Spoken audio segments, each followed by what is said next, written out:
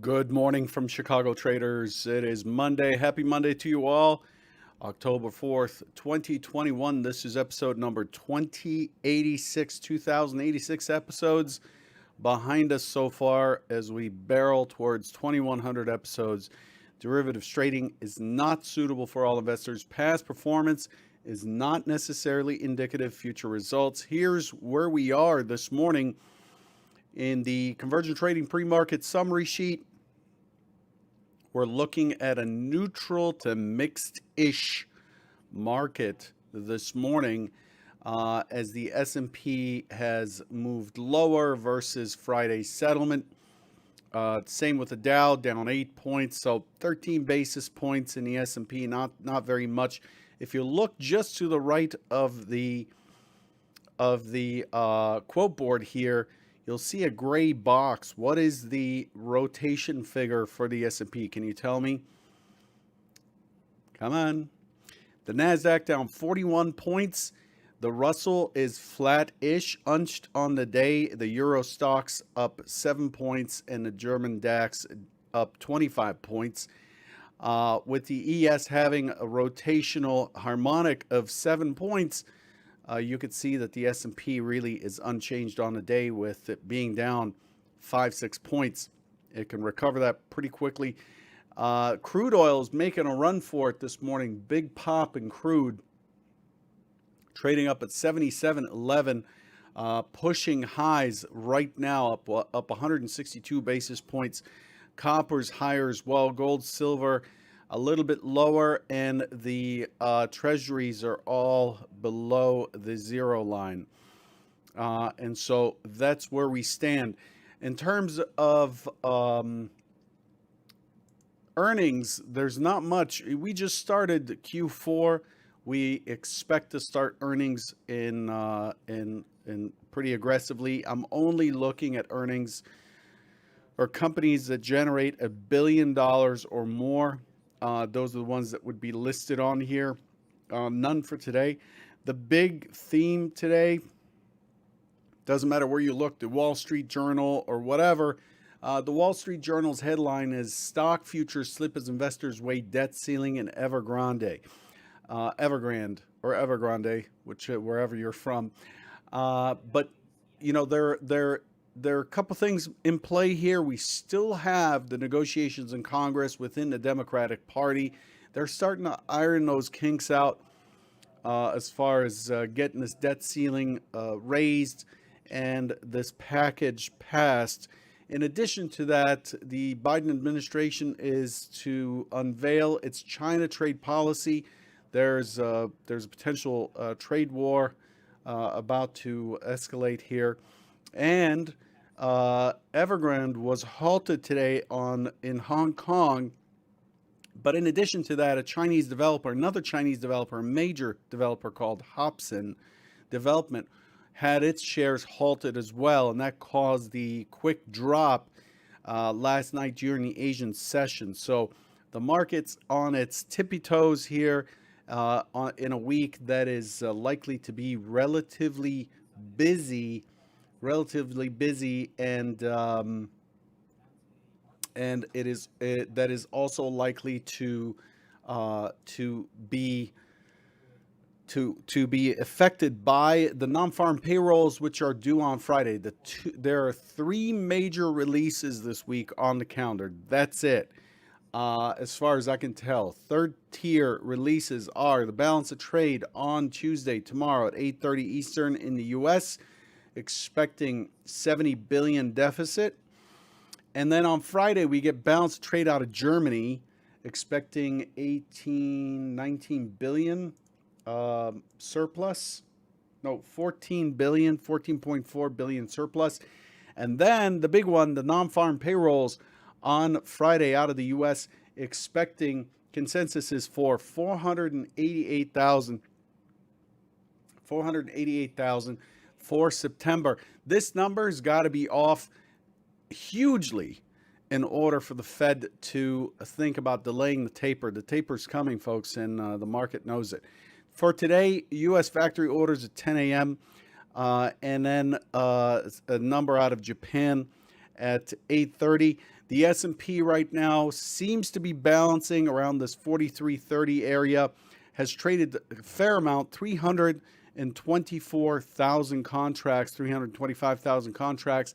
The overnight inventory is 74% short. The range is 47 points for the day. So we're continuing to see and have volatility in the equity sector as represented by the S&P 500, and that's what we're carrying forward.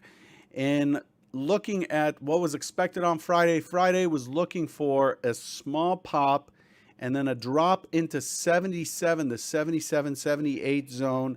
And then I was looking for it to push back all the way back to the high. That's the key idea. Push to 30, pull back to 77, 78, and then push back to the high into the close on Friday. Here's what actually took place on Friday in our review segment. This is a relatively busy chart. It's a 4-tick Renko, and you can see it's taken up a whole page when I go to 3 pixels per bar. This tells me that there are quite a few rotations there, lots and lots of movement. But in the morning, we open up and we push. We were not able to get to 30. We push to 21, 43.21. We open at 43.15. 43.15 happens to be today's low, the overnight session low. So we are bouncing off of this 43.15 again. We revisited Friday's open, cash open in the overnight session. And then what we did is we pushed down into the settlement price from Thursday, consolidated in here, and then finally broke through. And where did we turn? 42.77.50, 42.77. Really, that's where we're expected to take the turn. My expectation was that we would likely see a rotation down here. I did get short here and ended up having to puke them up for a full stop. And because I was distracted for most of the day, unfortunately, I allowed that to happen. I ended up not taking advantage of this big move that was beautifully set up. It was very frustrating. And of course, when emotions set in, it's better to step aside as opposed to try to fight through it. That's a lesson hard learned. I've probably spent $1 million learning that lesson, that when I feel irritated by a trade, I need to stop and regain composure. So overall, we ended up pushing to the low on Friday again. We took out the initial balance on Friday by one tick. That's what's called a one-tick failed auction, and then we pushed pretty strong. I did not recognize a one-tick failed auction. It did pull back to the consolidation, from the prior squeeze, from the prior zipper at 42.88 before it took off and went neutral on the day, and we finished neutral extreme on Friday. So neutral extreme closed, neutral extreme up close. We closed in the upper quartile of the range. We moved the point of control outside of the initial balance. These are bullish signs. Going into the overnight session. So we're looking for this thing to drift up on Sunday, barring news, or not Sunday, but the next session. We anticipate that the sellers have not really been found, and we are likely to continue to push up. The problem here is we're in a very thick area. 43.75 is the beginning of this thick, highly contested area all the way through to 42.80. There's a lot going on up here. You can cut it off at 43.30, which is the point of control overnight. But we were dead in the middle of this thick area here. In addition to that, the news out of Evergrande also led to us not being able to sustain a move higher as expected. But the key element to take away is that we did finish Friday with a one tick failed auction on the low, a reversal, and a neutral extreme close to the upside. These are indications that buyers are really stepping in and likely to continue to take price higher. So this morning, yesterday, we opened back up. We popped pretty good. We expect the high from Friday to be taken out. That's 43.65.75, and it didn't. We ended up going to 43.62 before falling off on the Evergrande and this Hobson development news. And then from there, we've been just chopping sideways, and therefore a balanced market overall, a balanced profile, very thick, with a point of control of 43.30. It just shifted up to 43.30.50, but 43.30 is the balance point. And if you recall, we had nothing here. Look at that. We are balancing right on top of the low volume node. This is likely to be a relatively choppy open this morning, so keep that in mind. The delta is negative, but not by much, and we're coming into a section of the trade, or of this entire auction, that may lead to pretty good chop. Let's take a look at the bigger picture. Clean this chart up for a moment and just look at the daily with just the weekly profiles on there. You can see what we've accomplished. Again, we pushed in an impulse down, pulled back. This is the pullback. The continuation move took place on Friday, and then we ended up rallying from there. So it's really important to watch these tops here. This 43.75 area is really important today. If you recall, 43.75 was the over underline for Thursday and Wednesday. And so we're going to watch for that breach of 43.75. If we take out the 43.75, we're likely to see a quick push up to 4400, 4403, and then we start to fill the gap. And that may be it for the sell side for a little bit. And we're likely to go into this big chop zone right in here. You see this, you see this balance. You see the point of control 2 weeks ago, point of control, or 3 weeks ago, point of control 2 weeks ago, and a high volume node last week, all occurring in this 44.40 zone. So 30, 44, 38, 40, that's the key target up top above us. Very, very big area. And then other than that, it's 43.50 again. 43.50 has been a tough area for the market to kind of hold. We've been chopping above and below, and we've created a point of control in that area. So the market is able to find traction here and find balance over the last 4 days of last week. Once we broke below on Tuesday, we ended up gaining traction at the 43.50. You can see it from before. You can see how we built on top of it. It's carried over from way back here. This is a choppy area that we're opening in today. So just a word of caution to be aware that this is what we're heading into. Looking at the overview on Edge Pro X here, we're looking at the beginning of the month. So the VWAP on this chart,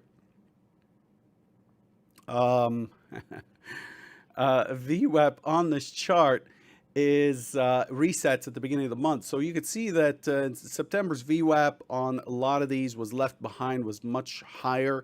And now we're just tangled in it at the beginning of the month. So it's not that meaningful at the moment as we are resetting for the month. But overall, you can see that the treasuries have not recovered very well. They're starting to. They have not recovered very well, and the expectation is this is likely to continue to pull back in the treasuries as well as the metals here as we push forward. Euro, same thing, an impulse down in the euro, no recovery.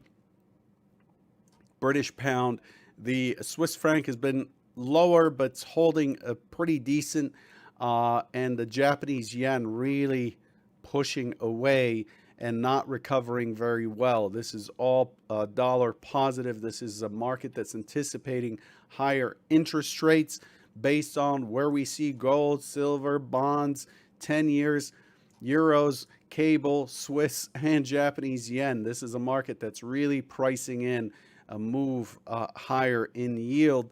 And as the yield moves higher, we expect to see the indices, which are sensitive, a lot of which are quite sensitive. We'll see. We're likely to see those get drag in terms of earnings. Okay, a lot of borrowing from these big companies. So let's take a look at what's expected for today.